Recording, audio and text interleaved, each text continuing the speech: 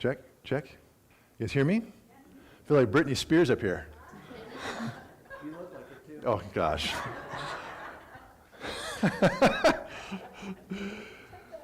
No, I'll accept that. As I throw my cord behind my neck. So, glad to be here.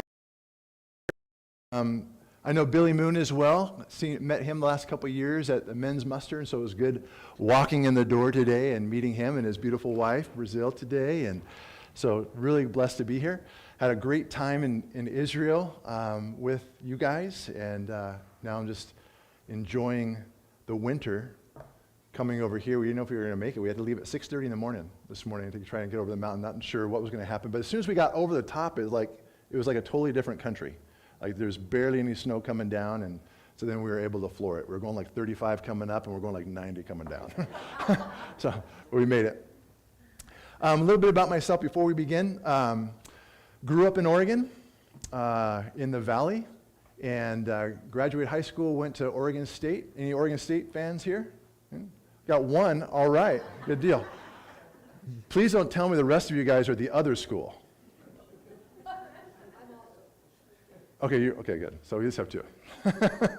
We don't even mention the town of the other school in my house.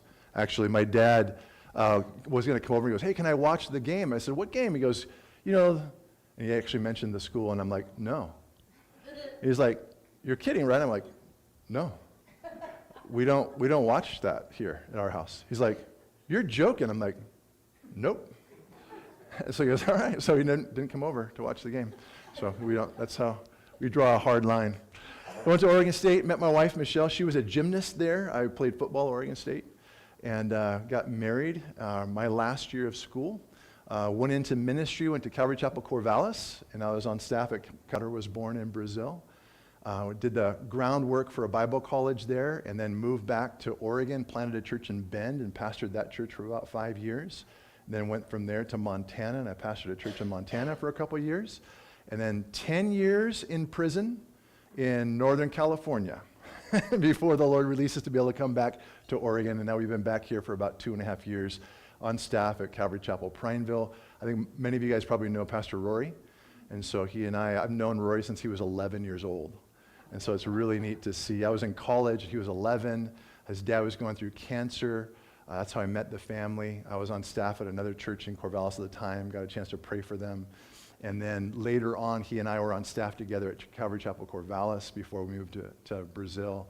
And then now the Lord has brought us back together again. So just love that guy. He's like literally like a brother to me. And so I'm so thankful to be able to be there with him. Yeah, and so now been there for 2.5 years, and I'm the associate pastor there, oversee missions and men's study and home groups and all those different things as well. And plus, we rotate teaching. We have a second church that we also pastor in Paulina. And so right after this, I'll be traveling to Paulina to be teaching there as well. And that's a neat little fellowship. It's an old church. It used to be a schoolhouse that was floated down Beaver Creek on logs and then brought up, and then they planted it where it is now. You guys have probably seen as you're driving through Paulina, there's a little white church there with a steeple and a bell on the top of it. And so we bought that church last year for $1. So we've been doing ministry there for about 5 years, and then we were able to went to the records of the county, found the records. It's like, who were the last few people that were on the board? We tracked them down, and we asked them to come to lunch with us, and we just offered, like, hey, we were doing ministry